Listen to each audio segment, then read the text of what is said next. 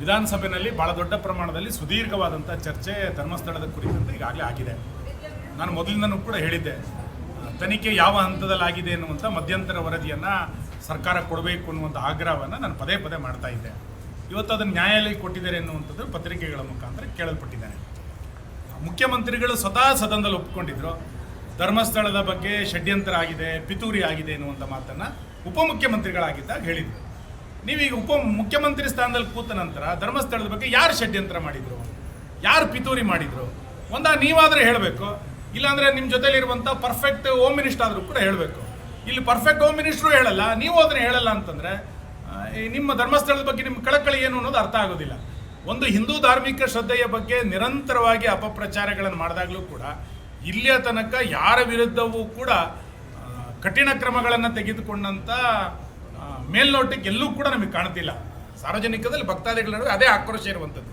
ಇಡೀ ರಾಜ್ಯದ ಭಕ್ತರು ಧರ್ಮಸ್ಥಳದ ಬಗ್ಗೆ ಈ ರೀತಿ ಅವಹೇಳನ ಆದಾಗ ರಸ್ತೆಗೆ ಬಂದಿದ್ರು. ನೀವು ಇಲ್ಲಿಯ ತನಕ ಯಾರನ್ನ ಮೇಲೂ ಕ್ರಮ ತಗೊಳ್ಳಿಲ್ಲ. ಪಿತೂರಿ ಆಗಿದೆ ಅಂತ ನೀವೇ ಸದನದಲ್ಲಿ ಹೇಳ್ತೀರಿ, ಷಡ್ಯಂತ್ರ ಆಗಿದೆ ಅಂತ ನೀವೇ ಹೇಳ್ತೀರಿ. ಈಗ ವರದಿ ಬಂದಿದೆ, ನೀವು ಯಾರ ಮೇಲೆ ಕ್ರಮ ತಗೊಂಡಿದ್ದೀರಿ ಅನ್ನೋದನ್ನ ಹೇಳಿ. ಮತ್ತು ನ್ಯಾಯಾಲಯದ ಅನುಮತಿಯನ್ನು ತೆಗೆದುಕೊಂಡು ಈ ವರದಿಯ ಪ್ರಮುಖ ಅಂಶಗಳನ್ನಾದರೂ ಕೂಡ ಸಾರ್ವಜನಿಕವಾಗಿ ಹೇಳುವಂಥ ಅಗತ್ಯ ಇದೆ. ಯಾಕೆಂದರೆ ಲಕ್ಷಾಂತರ ಜನರ ಭಕ್ತರ ಭಾವನೆಗಳಿಗೆ ಧಕ್ಕೆ ಆಗಿರುವಂಥ ಸಂಗತಿ.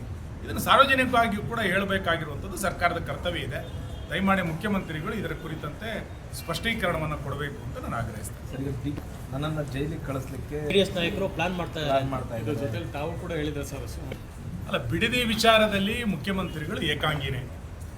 ಆರಂಭದಿಂದ ಆ ವಿಷಯಕ್ಕೆ ಸಂಬಂಧಪಟ್ಟಂತೆ ಮುಖ್ಯಮಂತ್ರಿಗಳನ್ನು ಸಮರ್ಥನೆ ಮಾಡಿಕೊಳ್ಳಿಕ್ಕೆ ಯಾವ ಸಚಿವರು ಕೂಡ ಮುಂದೆ ಬಂದಿಲ್ಲ. ಒಬ್ಬ ಮುಖ್ಯಮಂತ್ರಿ ನಿನ್ನೆ ಸುದೀರ್ಘ ಪತ್ರಿಕಾಗೋಷ್ಠಿಯನ್ನು ನಾವು ನೋಡಿದ್ವಿ. ಬಹುಶಃ ಇತ್ತೀಚಿನ ದಿನಗಳಲ್ಲಿ ಇಷ್ಟು ಸುದೀರ್ಘ ಪತ್ರಿಕಾಗೋಷ್ಠಿಯನ್ನು ಮಾಡಿದಂಥ ಯಾವ ಮುಖ್ಯಮಂತ್ರಿಯನ್ನು ಕೂಡ ನಾವು ನೋಡಲಿಲ್ಲ.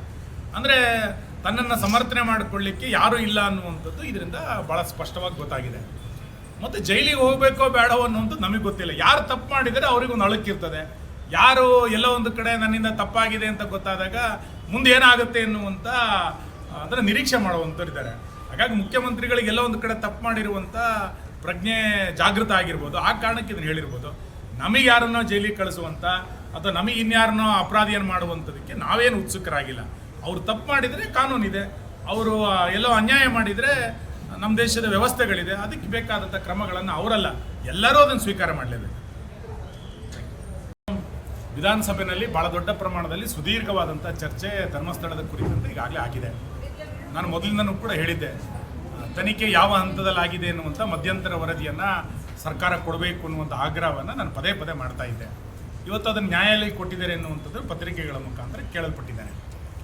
ಮುಖ್ಯಮಂತ್ರಿಗಳು ಸ್ವತಃ ಸದನದಲ್ಲಿ ಒಪ್ಪಿಕೊಂಡಿದ್ರು, ಧರ್ಮಸ್ಥಳದ ಬಗ್ಗೆ ಷಡ್ಯಂತ್ರ ಆಗಿದೆ, ಪಿತೂರಿ ಆಗಿದೆ ಎನ್ನುವಂಥ ಮಾತನ್ನು ಉಪಮುಖ್ಯಮಂತ್ರಿಗಳಾಗಿದ್ದಾಗ ಹೇಳಿದರು.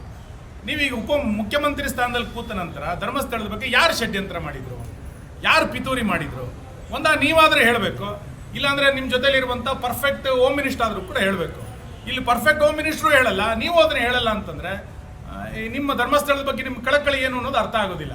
ಒಂದು ಹಿಂದೂ ಧಾರ್ಮಿಕ ಶ್ರದ್ಧೆಯ ಬಗ್ಗೆ ನಿರಂತರವಾಗಿ ಅಪಪ್ರಚಾರಗಳನ್ನು ಮಾಡಿದಾಗಲೂ ಕೂಡ ಇಲ್ಲಿಯ ತನಕ ಯಾರ ವಿರುದ್ಧವೂ ಕೂಡ ಕಠಿಣ ಕ್ರಮಗಳನ್ನು ತೆಗೆದುಕೊಂಡಂಥ ಮೇಲ್ನೋಟಕ್ಕೆ ಎಲ್ಲೂ ಕೂಡ ನಮಗೆ ಕಾಣ್ತಿಲ್ಲ. ಸಾರ್ವಜನಿಕದಲ್ಲಿ ಭಕ್ತಾದಿಗಳ ನಡುವೆ ಅದೇ ಆಕ್ರೋಶ ಇರುವಂಥದ್ದು. ಇಡೀ ರಾಜ್ಯದ ಭಕ್ತರು ಧರ್ಮಸ್ಥಳದ ಬಗ್ಗೆ ಈ ರೀತಿ ಅವಹೇಳನ ಆದಾಗ ರಸ್ತೆಗೆ ಬಂದಿದ್ರು. ನೀವು ಇಲ್ಲಿಯ ತನಕ ಯಾರನ್ನ ಮೇಲೂ ಕ್ರಮ ತಗೊಳ್ಳಿಲ್ಲ. ಪಿತೂರಿ ಆಗಿದೆ ಅಂತ ನೀವೇ ಸದನದಲ್ಲಿ ಹೇಳ್ತೀರಿ, ಷಡ್ಯಂತ್ರ ಆಗಿದೆ ಅಂತ ನೀವೇ ಹೇಳ್ತೀರಿ. ಈಗ ವರದಿ ಬಂದಿದೆ, ನೀವು ಯಾರ ಮೇಲೆ ಕ್ರಮ ತಗೊಂಡಿದ್ದೀರಿ ಅನ್ನೋದನ್ನ ಹೇಳಿ. ಮತ್ತು ನ್ಯಾಯಾಲಯದ ಅನುಮತಿಯನ್ನು ತೆಗೆದುಕೊಂಡು ಈ ವರದಿಯ ಪ್ರಮುಖ ಅಂಶಗಳನ್ನಾದರೂ ಕೂಡ ಸಾರ್ವಜನಿಕವಾಗಿ ಹೇಳುವಂಥ ಅಗತ್ಯ ಇದೆ. ಯಾಕೆಂದರೆ ಲಕ್ಷಾಂತರ ಜನರ ಭಕ್ತರ ಭಾವನೆಗಳಿಗೆ ಧಕ್ಕೆ ಆಗಿರುವಂಥ ಸಂಗತಿ. ಇದನ್ನು ಸಾರ್ವಜನಿಕವಾಗಿ ಕೂಡ ಹೇಳಬೇಕಾಗಿರುವಂಥದ್ದು ಸರ್ಕಾರದ ಕರ್ತವ್ಯ ಇದೆ. ದಯಮಾಡಿ ಮುಖ್ಯಮಂತ್ರಿಗಳು ಇದರ ಕುರಿತಂತೆ ಸ್ಪಷ್ಟೀಕರಣವನ್ನು ಕೊಡಬೇಕು ಅಂತ ನಾನು ಆಗ್ರಹಿಸ್ತೇನೆ. ನನ್ನನ್ನು ಜೈಲಿಗೆ ಕಳಿಸ್ಲಿಕ್ಕೆ ಕಾಂಗ್ರೆಸ್ ನಾಯಕರು ಪ್ಲಾನ್ ಮಾಡ್ತಾ ಇದ್ದಾರೆ. ಜೊತೆಲಿ ತಾವು ಕೂಡ ಹೇಳಿದ್ರೆ ಸರ್.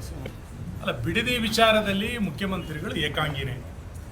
ಆರಂಭದಿಂದ ಆ ವಿಷಯಕ್ಕೆ ಸಂಬಂಧಪಟ್ಟಂತೆ ಮುಖ್ಯಮಂತ್ರಿಗಳನ್ನು ಸಮರ್ಥನೆ ಮಾಡಿಕೊಳ್ಳಿಕ್ಕೆ ಯಾವ ಸಚಿವರು ಕೂಡ ಮುಂದೆ ಬಂದಿಲ್ಲ. ಒಬ್ಬ ಮುಖ್ಯಮಂತ್ರಿ ನಿನ್ನೆ ಸುದೀರ್ಘ ಪತ್ರಿಕಾಗೋಷ್ಠಿಯನ್ನು ನಾವು ನೋಡಿದ್ವಿ.